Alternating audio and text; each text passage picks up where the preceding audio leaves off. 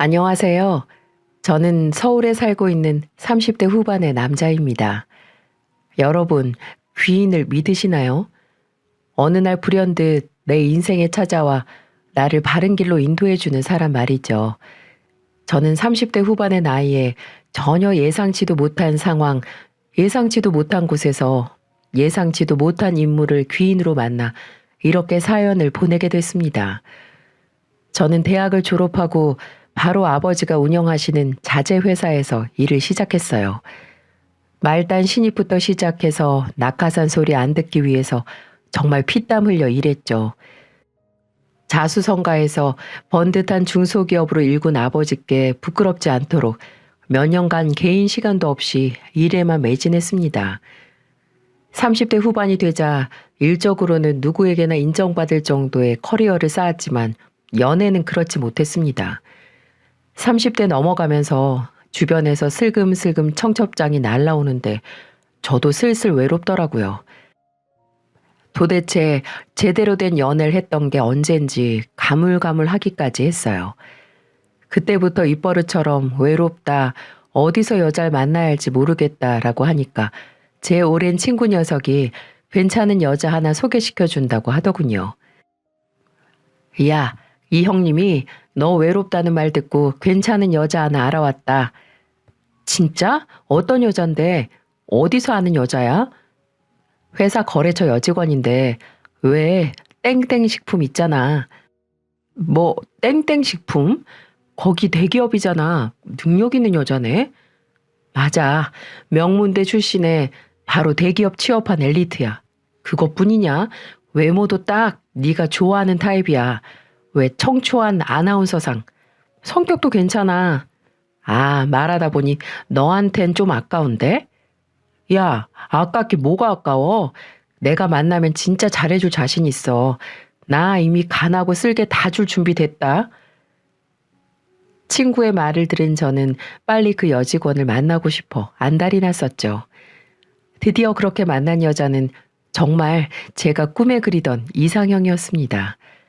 맑게 생긴 아나운서 스타일에 쾌활하고 다정한 말투, 거기에다 좋은 직장까지. 오히려 제가 너무 원하던 사람이 눈앞에 딱 나타나니까 불안하기까지 했죠. 하지만 제가 만난 사람은 몇 번의 만남 동안 저에게 계속해서 믿음을 주는 사람이었습니다. 호진 씨, 이거 받으세요. 어? 이게 뭐예요? 이거 제가 만든 생강젤리예요.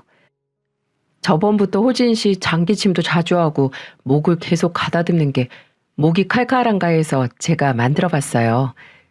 아, 수정 씨, 어떻게 하셨어요? 저 한절기만 되면 목 잠기는 것 때문에 회사에서 일하면서 물 계속 마시는데, 와, 진짜 감동이에요. 이제 일하면서 이거 하나씩 먹으면서 하세요. 다 먹으면 제가 또 만들어 드릴게요.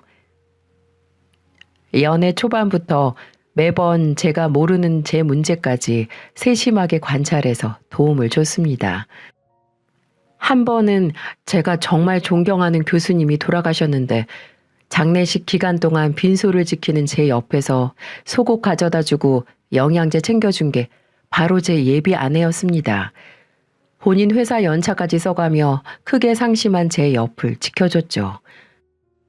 사려 깊은 배려, 진정성 있는 말과 행동에 푹 빠져 연애 1년 만에 저희 사이엔 결혼 이야기가 오가기 시작했어요. 이런 여자와 평생을 함께하고 싶었죠. 본격적으로 결혼 이야기가 구체화되어 갈 때 양가 부모님을 만나 뵙기로 했습니다. 예비 아내는 경상도 작은 마을 출신으로 본가도 쭉 그곳에 있었어요. 예비 아내와 함께 주말에 날 잡고 내려갔습니다. 예비 장인 장모님이 좋아하신다는 장어와 산지 직송 더덕, 홍삼 세트 바리바리 싸서 기대에 부풀어 있었어요. 과연 이렇게 완벽한 여자가 나고 자란 곳은 어떤 곳일까 궁금했죠. 물론 예비 장인어른과 장모님도 교육 환경이 좋지 않은 산골 마을에서 딸을 훌륭하게 키웠을 만큼 멋진 분들이라고 예상했어요. 하지만 제 예비 처가에 도착한 전 좀 당황하고 말았어요. 예비 아내의 본가는 외진 곳에 있는 작은 마을 중에서도 가장 구석진 곳에 자리한 거의 보기에는 폐허처럼 보이는 구옥이었죠. 솔직히 집을 보고 놀란 건 사실입니다. 거의 방치되어 있다시피 다 쓰러져 가는데 이곳에서 몇십 년을 버틴 게 용하다고 느껴졌으니까요. 마당으로 들어가니까 집 반대편에 작은 창고 같은 게 있는데 알고 보니 그게 화장실이더라고요. 믿어지시나요? 요즘 같은 시대에 아무리 산골 마을이라고 하지만 집과 분리된 재래식 화장실이라뇨. 집은 다 낡아 볕도 안 들 정도로 어두웠지만 집에서 나오신 예비 장인어른과 장모님의 웃음은 밝기만 하더군요. 두 분은 저를 따뜻하게 맞이해 주셨어요. 이미 예전에 예비 아내에게 예비 장인어른이 젊었을 때 당뇨로 심하게 고생하시다 한쪽 다리가 기능을 잃었다는 건 들은 상태였습니다. 예비 장인어른은 그런 불편한 다리를 쩔뚝거리며 마당까지 나와서 저를 환영해 주셨죠. 아이처럼 한박 웃음을 짓고 제 손을 꼭 잡고 악수를 해주시는데 집 외관을 보고 놀란 마음이 싹 달아날 정도로 기분이 좋았습니다. 예비 장모님도 제 얼굴을 보며 아유 헌칠하네 하면서 눈에서 꿀이 뚝뚝 떨어지시는데 앞으로 처가에서 예쁨 좀 받겠다 싶더라고요. 예비 장인어른은 다리가 불편하셔서 10년째 무직이었고 집안의 실질적인 가장은 예비 장모님이라고 했습니다. 지금은 읍내 건물 청소를 하며 생계를 꾸려나간다고 하시는데 아무래도 확실히 형편이 안 좋은 상태였어요. 어려운 집안 환경에서 두 분의 자랑은 단 하나, 딸이었죠. 예비 아내를 향한 두 분의 사랑과 자긍심은 남달랐어요. 우리 딸이 학교 다닐 때부터 그게 뭐고 그 신동이란 소리 들었다 아이가.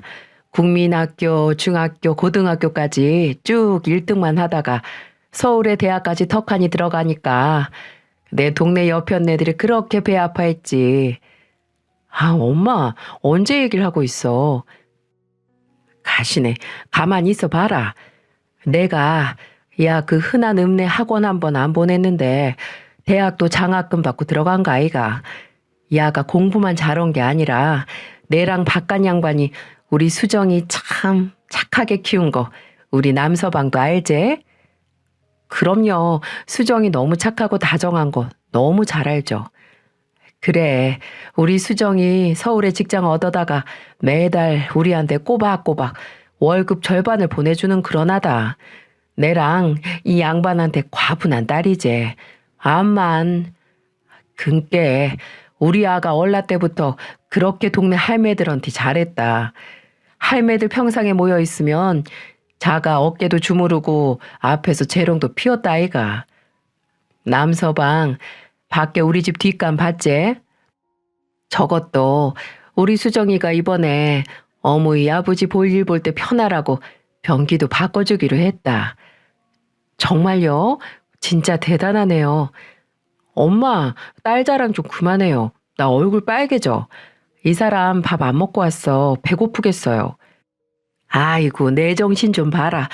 남서방, 괴기 좋아하나? 괴기. 내가 남서방 온다고 찜했는데.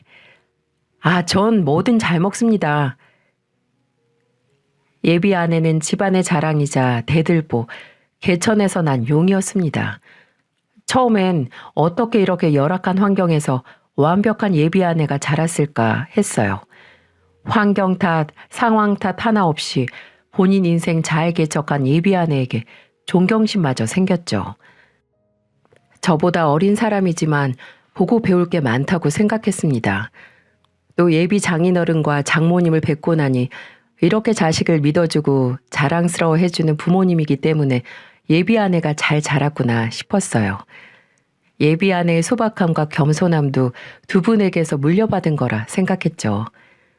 예비 아내는 꽤 높은 대기업 연봉으로 대학가 자치촌에 있는 7평도 안 되는 원룸에서 살고 있었거든요. 그때는 왜 잘 나가는 예비 아내가 이런 곳에서 살까 했는데 월급의 절반을 계속 부모님께 드렸다니 이제야 이해가 됐죠. 저는 어려서부터 지금까지 변함없이 부모님을 그렇게 살뜰히 모시는 예비 아내의 심성에 또 한 번 반하게 됐습니다. 예비 처가에서의 첫인사는 처음부터 끝까지 화기애애했어요. 예비 장인어른, 장모님 두 분 모두 소중하고 착한 딸 잘 부탁한다고 결혼을 허락하셨죠. 예비 아내의 부모님을 만나 뵙고 나니 아무래도 더 가까워진 것 같았어요. 그때쯤 예비 아내를 소개시켜준 친구에게서 연락이 왔어요. 결혼 허락도 받았으면 한턱 크게 쏘라고 말이죠. 제 이상형의 여자를 만나게 해준 친구인데 안 그래도 술 한잔 사야겠다고 생각하던 참이었습니다. 저는 예비 아내와 함께 친구를 만났죠. 야, 이 자식 좋은 여자 소개시켜줬더니 단번에 낚아채고 소식도 없어. 이래서 머리 검은 짐승은 거두는 게 아니라더니 은혜도 모르는 놈 일단 한 잔 따라봐. 야, 오버하지 마. 결혼 얘기 나온 후에 너무 바빠서 내가 경황이 없었다. 수정씨, 아니, 재수씨, 얘가 이렇게 차가운 놈이라니까요. 한 번 뒤돌면 먼저 연락할 때까지 문자 한 통이 없어요. 호진씨가 요즘 바쁘긴 했어요. 야, 바로 편드시네. 이거 외로워서 나도 빨리 장가라도 가야지 진짜. 너 만나는 사람 있냐? 얘가 사람 무시하네. 근데 너 내 덕분에 이렇게 예쁜 신부 잡았는데 뭐 하나 없냐? 왜 가까운 데서 결혼 중매해주면 양복 하나 해준다잖냐. 이 새끼 이거 노리고 불렀네. 속 보이는 놈. 야, 너 그럼 진짜 입 싹 닦으려고 했냐? 그래 호진씨, 동진씨 덕분에 우리들 이렇게 만나서 결혼까지 하는데 뭐라도 해서 줘야죠. 저도 호진씨 만나게 해줘서 뭐라도 해주고 싶은데 호진씨는 아니에요? 이야, 역시 우리 재수씨 말 잘 통하시네. 재수씨, 결혼식 준비 걱정 마세요. 저 아는 것도 많고 아는 사람도 많아서 저 새끼보다 돈 많이 들걸요? 저 자식 결혼식장이나 혼수, 신혼여행지 다 재수씨가 알아서 하라고 하죠? 어머, 어떻게 하셨어요? 저 자식 예전부터 뭐 하나 고르거나 결정하는 거에 젬병이었어요. 으유, 한심한 놈. 그 정도까진 아니다. 그냥 우리 수정이 좋아하는 걸로 다 맞추고 싶으니까 그러지. 아니긴 뭐가 아니야 임마. 회사 거래처 직원 사이인 두 사람은 언제부터 친했다고 죽이 척척 맞더라고요. 하지만 저도 예비 아내 소개시켜준 친구 녀석에게 고맙긴 해서 제 결혼식 날 입을 맞춤 양복을 해주겠다고 약속했습니다.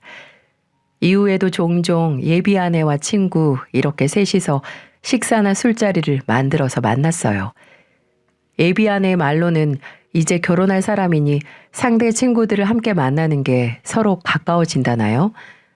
제 친구뿐만이 아니라 저도 아내의 친구들에게 몇 번 인사를 했습니다. 확실히 서로의 친구를 소개시켜 주니까 뭔지 모를 유대감이 생기는 것 같았어요. 재수씨, 결혼 준비는 어떻게 돼가요? 아직 제자리예요, 동진씨. 호진씨 아버님을 아직 못 뵀어요. 어? 왜요? 야, 아버님을 왜 소개를 아직 안 해주고 있어? 아, 그게 아니고 우리 아버지가 근래 계속 바쁘셨어. 저번 달엔 출장도 잦으셨고 이제 자리 만들어야지. 뭐야, 혹시 아버지가 결혼 너무 급하게 한다고 뭐라 하시냐? 급하긴 뭐가 급해. 그런 거 아니야. 수정아, 혹시라도 이상한 생각하지 마. 우리 아버지 수정이 엄청 보고 싶어 하셔. 알아요, 알아. 그때 아버지 회사 지점을 늘리는 문제로 아버지가 마땅히 시간이 나질 않으셨거든요. 혹시나 예비 아내가 오해라도 할까봐 전 빨리 아버지에게 소개시켜야겠다 싶었어요. 저는 부랴부랴 아버지께 말해 약속 날짜를 잡으려고 했죠. 하지만 이게 무슨 일인지 예비 아내가 저에게 임신 사실을 알렸습니다. 저희 둘 사이가 너무 좋았던 걸까요? 양가 부모님 다 만나 뵙기도 전에 혼전 임신이라니. 물론 결혼 전 찾아온 축복에 너무 기뻤죠. 저도 아기를 빨리 갖고 싶었던 터라 언제 생기든 상관이 없었죠. 다만 예비 아내가 둘만의 신혼을 즐길 틈이 없다고 조금 실망하더군요. 저는 만에 하나의 경우에 대비해 예비 아내를 소개시켜 드린 뒤에 아버지에게 임신 사실을 말씀드리기로 했습니다. 드디어 예비 아내를 아버지께 소개시켜 드리는 날이 됐어요. 안녕하세요. 아버님, 전 강수정이라고 합니다. 반가워요. 호진이 예비되는 사람입니다. 네, 아버님. 정말 만나 뵙고 싶었어요. 호진 씨가 누굴 닮아서 이렇게 훤칠하나 했는데 아버님 닮아서 그런가 봐요. 고마워요. 아버님 말씀 놓으세요. 이제 곧 며느리 될 텐데 빨리 놓으셔야 빨리 가까워지죠. 그럼 편하게 할까? 부모님이 경상도 분들이라고? 네, 저도 경상도 토박이에요. 분위기는 나쁘지 않았습니다. 예비 아내는 특유의 어른에게 부침성 있고 싹싹한 모습에 평소 무뚝뚝한 아버지도 이런저런 질문이 많으셨어요. 이대로만 가면 양가의 축복 모두 받는 행복한 결혼식이 되겠구나 싶었죠. 식사가 끝나고 예비 아내를 집에 데려다 주고 전 본가로 돌아갔죠. 빨리 제 신부감에 대한 아버지의 의견을 듣고 싶었어요. 어디서 저렇게 좋은 사람을 아내로 데려왔냐고 하실 줄 알았죠. 하지만 집에서 절 기다리던 아버지 입에서 나온 말은 정말 예상 밖이었습니다. 아버지, 어때요? 우리 수정이 정말 착하죠? 호진아, 너 네 애비가 어떻게 회사 키웠는 줄 알지? 네? 갑자기 무슨 소리세요? 사업을 제대로 굴리려면 같이 일하는 사람을 옆에 잘 둬야 해. 10년을 잘해도 중요한 순간에 뒤통수 치는 게 사람이고 안 당하려면 누가 내 옆에 있을 사람인지 잘 가려내야 하는 거야. 아버지는 갑자기 뜻모를 이야기를 시작하셨어요. 저는 영문을 모르고 듣고만 있었죠. 내가 이 바닥에 사업 40년 굴려보니까 웬만한 사람만 봐도 딱 이 애비는 눈에 사이즈가 나온다. 누가 도움이 되는 사람인지, 누가 내 등에 칼 꽂을 사람인지. 아버지 말씀은 수정이가 제 등에 칼을 꽂을 사람이라는 거예요? 아직 그건 모르지만 그와 같이 썩 네 말만큼 믿을만하고 속이 착한 사람 같지가 않다 이거야. 아, 아버지 오늘 처음 만나보신 거잖아요. 전 수정이랑 1년 넘게 연애했는데 아버지는 아버지 아들이 사람 하나 제대로 못 보는 뜨내기 같으세요? 지금 당장 헤어지거나 결혼을 그만두라는 게 아니라 이놈아. 좀 더 지켜보다 해도 안 늦다는 거야. 눈빛이 영 뭔가 꺼림직하단 말이야. 말투나 사람 보는 거 하며 딱 남자 잡아먹을 눈인데 저 눈웃음이 사람 홀려서 알맹이 홀랑 가져갈 웃음이라고 저게. 아버지, 수정이에 대해 그렇게 함부로 말하지 마세요. 저 정말 수정이 사랑하고 저랑 결혼할 여자라고요. 내가 헤어지라고 했어? 뭐가 급해서 당장 결혼을 한대? 이 결혼 못 물려요. 이번에 안 하면 늦는다고요. 뭐가 그렇게 급한데? 수정이 임신했어요. 아이는 당연히 제 아이고요. 뭐? 결혼을 늦추라고 하는 아버지에게 전 예비 아내의 임신 사실을 알렸습니다. 예비 아내가 임신을 했으니 결혼을 허락 안 하시진 않을 거라고 생각했어요. 아버지는 한숨을 푹 내쉬더니 말씀하셨습니다. 그래, 네 뜻대로 해라. 애가 들어섰으니 남자가 결혼을 물을 수도 없고 너도 대가리 컸으니 생각이 다 있겠지. 아버지도 찜찜해하시고 저도 아버지의 허락이 찜찜하긴 하더라고요. 하지만 그나마 허락은 하셔서 다행이라고 스스로를 위로했죠. 아버지는 일찍 어머니를 먼저 보내시고 혼자 저를 키우셨거든요. 아무래도 하나뿐인 아들의 하나뿐인 가족이니 좀 예민해지시고 걱정이 많으실 거라 생각했죠. 양가의 결혼 허락을 모두 받았으니 저와 예비 아내는 결혼식 준비를 착착 해나갔습니다. 처음엔 결혼을 탐탁지 않아 하셨지만 아버지는 그래도 좋은 집에서 마음 편히 시작하라고 15억 상당의 신축 아파트 매매를 해주셨어요. 예비 아내는 너무 가분하다고 앞으로 저에게나 제 아버지에게나 잘하겠다고 하더라고요. 그렇지만 아버지도 하나뿐인 아들을 믿고 예비 아내에게 정을 주려고 노력하시는 건지 사정이 여의치 않은 예비 아내를 위해 원하는 예당과 혼수 목록을 정해오면 본인이 책임지겠다고 하셨습니다. 이 소식을 들은 예비 아내의 부모님께서 정말 좋아하셨어요. 결혼 전 미리미리 짐을 신혼집으로 옮기기 시작했습니다. 아버지께서 마련해준 혼수 덕분에 짐이 많진 않았지만 전 그래도 넉넉히 일주일 잡고 옮기기로 했죠. 하지만 원룸에서 생활하던 아내는 짐이 박스로 단 8개밖에 나오지 않는다고 하더군요. 굳이 이삿짐 센터에서 연락할 필요도 없이 용달차 하나로 간단히 해결될 것 같았어요. 시간도 얼마 안 걸릴 테니 아내의 짐은 결혼식 바로 전날 옮겨도 문제가 없겠다 싶었죠. 용달차를 어디에서 불러야 할지 고민하는 예비 아내에게 제가 해결한다고 했습니다.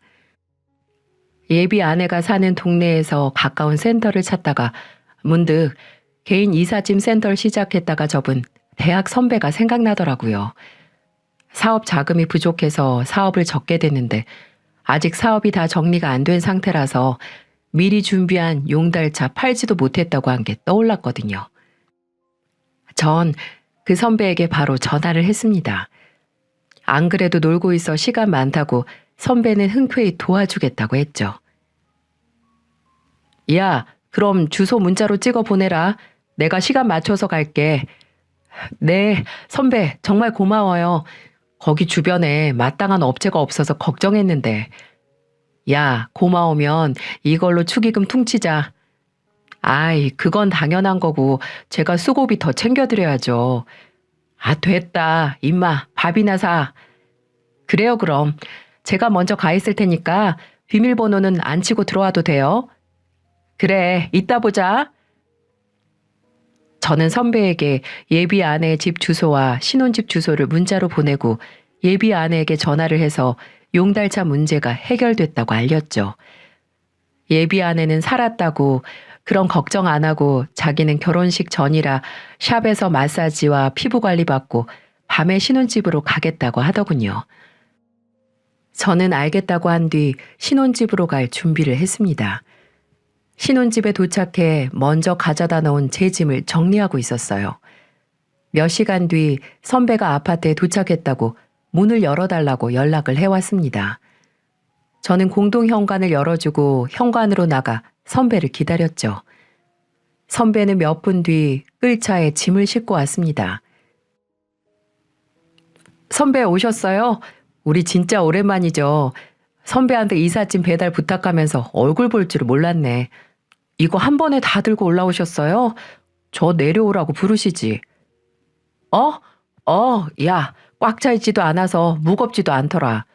근데 호진아. 네? 왜요? 근데 선배 안색이 왜 이렇게 안 좋아요? 야, 그게 내가 이걸 너한테 어떻게 꺼내야 할지 모르겠다.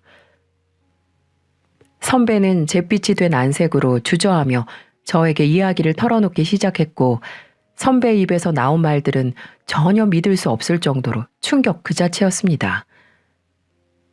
야, 내가 들으려고 그런 게 아니라 진짜 나도 이런 경우가 처음이라서 됐다. 일단 네가 듣고 판단하는 게 낫겠어. 선배, 대체 무슨 얘기를 하려고요? 내가 중간부터 녹음을 했는데 일단 들어봐봐. 어리둥절한 제게 선배는 주머니에서 스마트폰을 꺼내 본인이 녹음했다는 걸 들려주었어요. 그래, 다 버렸어, 다. 나 옷도 절반은 버린 것 같아. 야, 이제 마음껏 진짜 잘 살 수 있는 집안에 시집 가는데 뭐하러 그동안 샀던 짝퉁을 들고 가니? 죄다 처분하니까 내 속이 다 시원하다 얘. 짐이 팍 줄어서 편하겠어.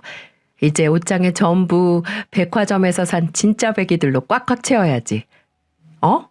아니야, 야. 내가 사달라는 거 다 사줘 진짜. 이번에 제대로 잡았어.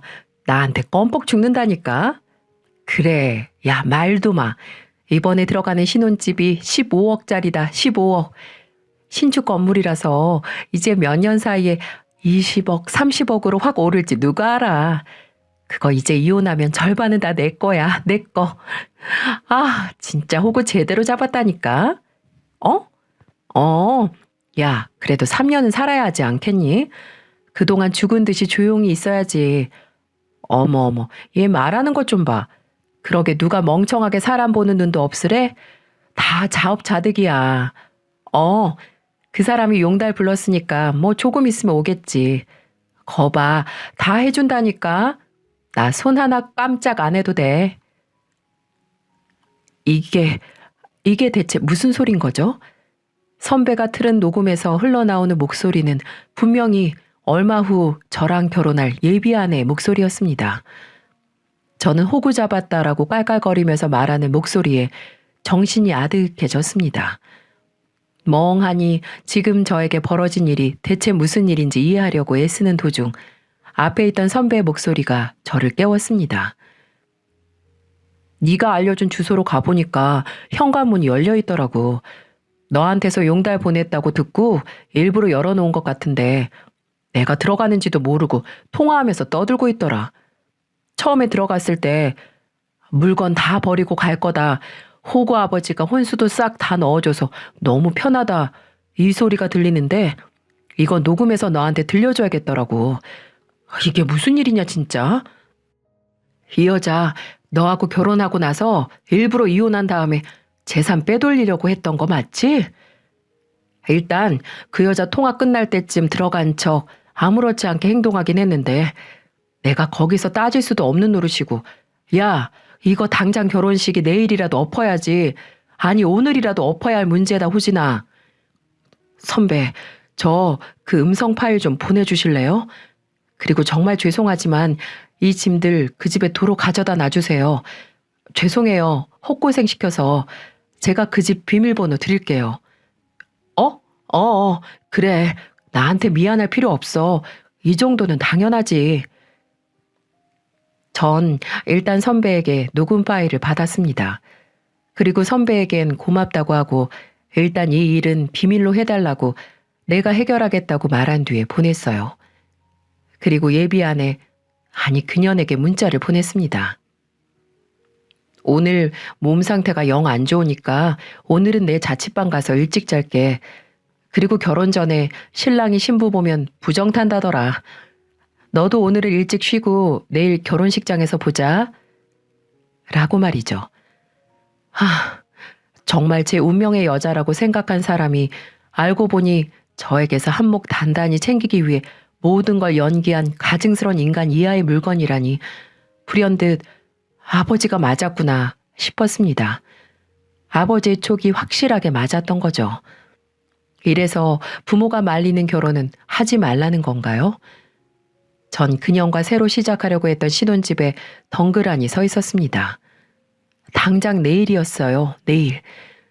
내일 그년과 전 결혼식장에 들어가 수백 명의 사람들 앞에서 혼인서약을 할 예정이었단 말입니다. 눈앞이 깜깜해지더군요. 이걸 어디서부터 어디까지 해결해야 하나. 이 결혼을 취소해야 하는 거겠지? 하고 머리가 띵하고 아팠습니다. 그 순간 제가 있는 신혼집을 쭉 눈으로 훑었어요. 그년이 고른 바닥자재와 벽지로 싹 다 리모델링을 끝내 깔끔한 집안 내부와 그곳을 채운 최신식 가전제품들. 그걸 보니 거짓말처럼 다 정리가 되더군요. 내가 저한테 어떻게 했는데 우리 아버지가 아들만 믿고 저를 위해 몇십억짜리 신혼집을 내주고 지가 원하는 혼수로 꽉 다 채워줬는데 내 뒤통수를 치고 이 집 절반을 가져가려고 해? 전 배신감에 온몸이 부들부들 떨렸고 당장 아버지를 만나기 위해 본가로 갔습니다. 결혼 전날 밤에 자신을 찾아온 아들을 본 아버지는 영문 모를 표정을 지으셨지만 제가 울분에 차 설명하는 걸 듣고 크게 노여워하셨어요. 그래도 식 올리고 혼인신고하기 전에 알아서 다행이라고 저를 위로해 주셨죠. 아버지는 당장이라도 그년에게 달려가려고 하셨지만 전 말렸습니다. 사람을 잘못 본 것도 저고 그년을 가족으로 받아들이려고 한 것도 저니까요. 저는 아버지께 제가 해결하겠다고 말씀드렸고 아버지는 못내 알겠다고 하셨죠.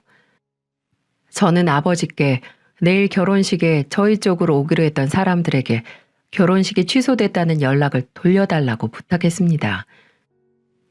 아버지는 늦은 밤 하객 명단을 옆구리에 끼고 결혼식에 초대한 지인 친척들에게 쉼없이 문자를 보내고 또 전화를 하셨죠.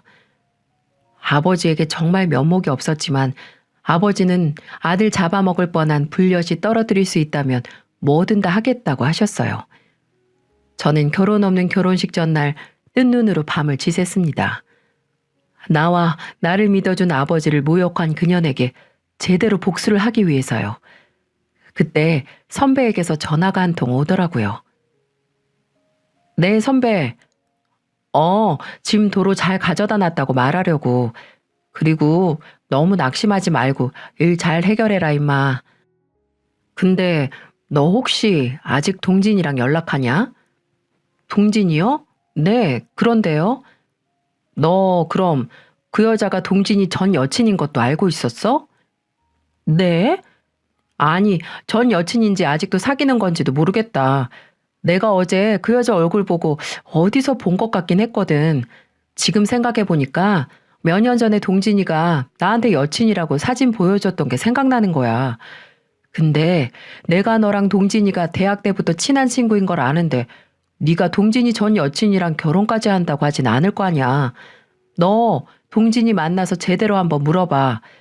그때 듣기론 그 여자 대기업 다니는 것도 아니야. 네일아트 가게 차린다고 했던 것 같은데. 미치겠네. 그러고 보니 제가 왜 진작 그 생각을 못했을까요? 동진이 그 새끼가 소개시켜준 여잔데 그 새끼한테 먼저 물어봤어야 했습니다. 너무 많은 일이 하루 만에 일어난 거라 그 새끼한테 연락할 틈조차 없었네요. 근데 여친이라고요? 이제야 퍼즐이 딱 맞춰졌습니다. 그년에겐 공범이 있었던 거고 그게 제 친구라는 새끼였던 거죠. 두 년놈들이 저 하나 호구 만들어서 한몫 단단히 챙기려고 했던 겁니다. 그럼 답 나오는 거죠. 전 그년 뱃속의 아이 아버지가 내가 아닐 수도 있다는 의심을 품었습니다. 저는 선배에게 말해줘서 고맙다고 내일 결혼식은 취소니까 안 와도 된다고 말하고는 전화를 끊었어요. 제가 복수해야 할 상대는 2명으로 늘어났습니다. 아버지에게 말해서 그 친구 새끼에겐 결혼식 취소 문자를 보내지 않았죠. 전 결혼식 당일 예정된 예식 3시간 전에 결혼식장에 도착했습니다. 식장 측에 계약금의 30%를 더 지불할 테니 제가 만든 계획대로 식을 진행해달라고 부탁했어요. 저는 그 정도로 절박했습니다. 식장에 피해가 안 가도록 하겠다는 제 간곡한 부탁과 30%라는 웃돈에 직원들은 당황하는가 싶더니 금방 알겠다고 했죠. 저는 직원에게 선배에게서 받은 녹음 파일을 건네준 뒤 결혼식은 예정대로 진행하라는 말과 꼭 예식 과정을 동영상으로 찍어달라고 했어요. 그리고 1층으로 내려가 그년 측으로 올 하객들을 기다렸어요. 결혼식 1시간 전 저 멀리서 관광버스가 오는 게 보였습니다. 먼 곳에서 동네 사람들이 단체로 오느라 버스를 대절했다고 그년한테서 들었어요. 저 수십 명의 사람들 앞에서 그년에게 개망신을 줄 생각이었죠. 버스에서 내리는 사람들 속엔 제 예비 장인 장모가 되실 뻔했던 두 분도 보이더군요. 그년 아버지는 지팡이를 짚고 힘겹게 오시는데 두 분에게 나쁜 감정은 없지만 딸 자식 인성 잘못 키운 죄값이라고 생각하셔야겠죠. 식장에 입장하는 사람들은 점점 어리둥절한 표정을 짓더군요. 넓은 예식장에 사람이라곤 신부 측 하객뿐이니 의아했겠죠. 예비 장인 장모님도 두 분만 식장 도우미 안내를 받아 하객을 맞이하는 입구에 멀뚱히 서 계셨어요. 여기저기 두리번거리며 저와 제 아버지를 찾는 것 같았는데 식장 도우미들에게 물어봐도 답을 안 해주니까 별 수 있나요? 식장으로 들어서는 제 친구 새끼도 보이는데 중매값이라고 제가 해준 새 양복 입고 들어오더군요. 저는 속으로 그 옷이 니놈의 수이다, 이 새끼야 라고 되뇌었죠. 도우미들은 제가 말한 대로 신부 측 사람들이 무슨 일이냐, 사람이 왜 이것밖에 없냐고 신랑은 어디 가냐라고 물으면 식장 측도 아는 게 없고 결혼식은 정상적으로 진행될 테니 걱정 말라는 말만 기계처럼 내뱉을 뿐이었죠.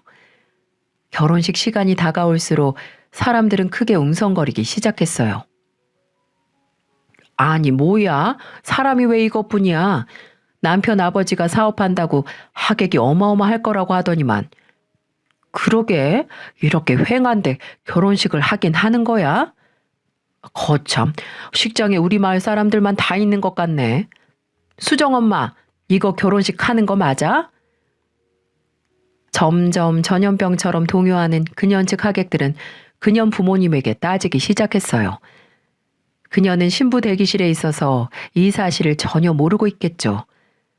식장 도우미들은 제 지시대로 예식장 홀에 모여있던 사람들을 결혼식이 시작할 테니 식장으로 들어가 착석하게 했습니다. 사람들은 하나 둘 이래도 되나 싶은 표정으로 자리에 앉았죠. 친구 새끼도 그때부터 제 핸드폰으로 전화를 걸더군요. 무슨 일이 났나 싶겠죠.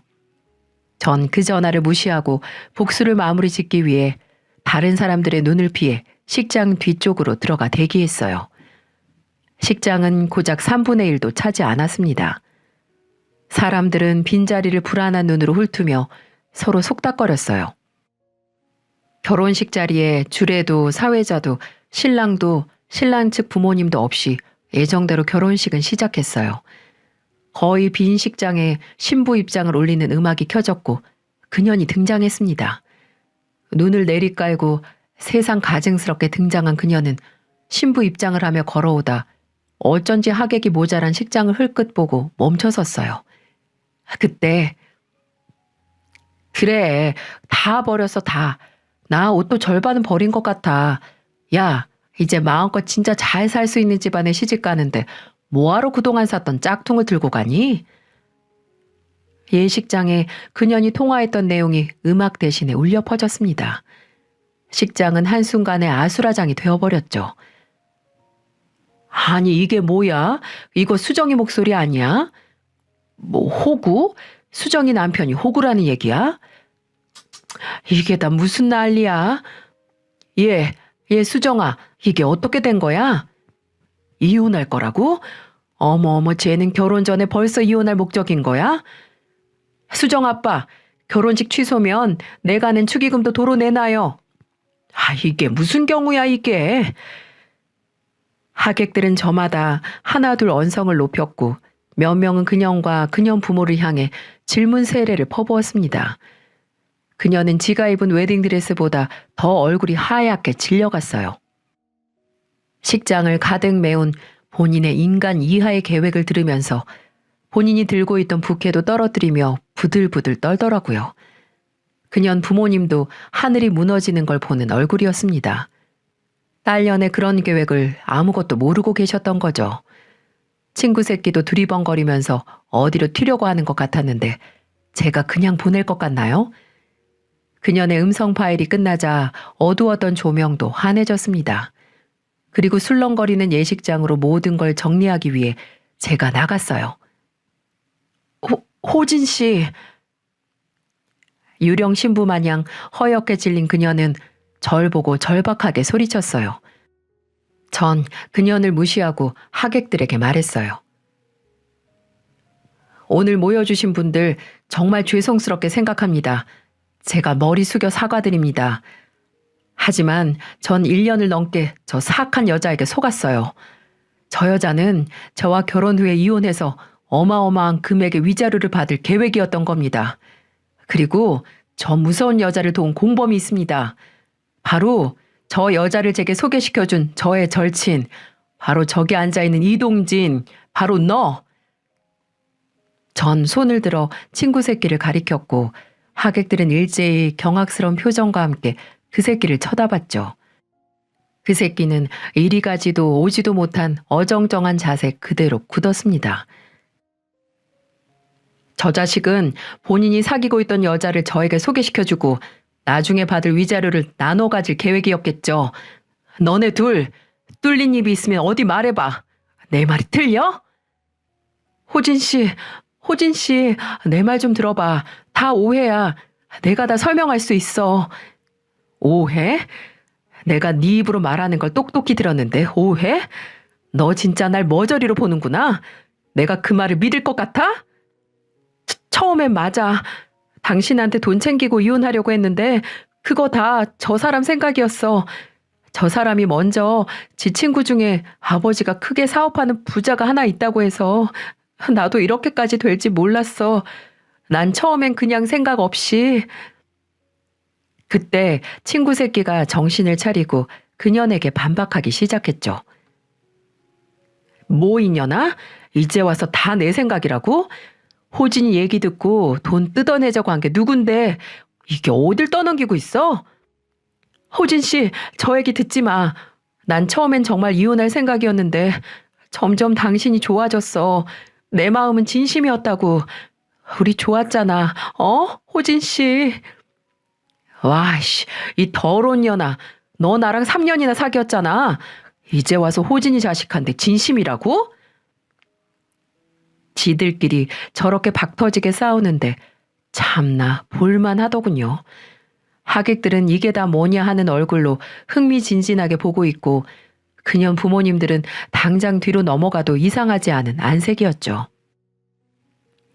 둘 다 입 다물어. 강수정 너 명문대 졸업도 대기업 다닌다는 것도 다 거짓말이었지? 너 내가 들은 게 있으니까 똑똑히 말해. 맞아. 근데 저 사람 동진 씨가 시킨 거야 그것도.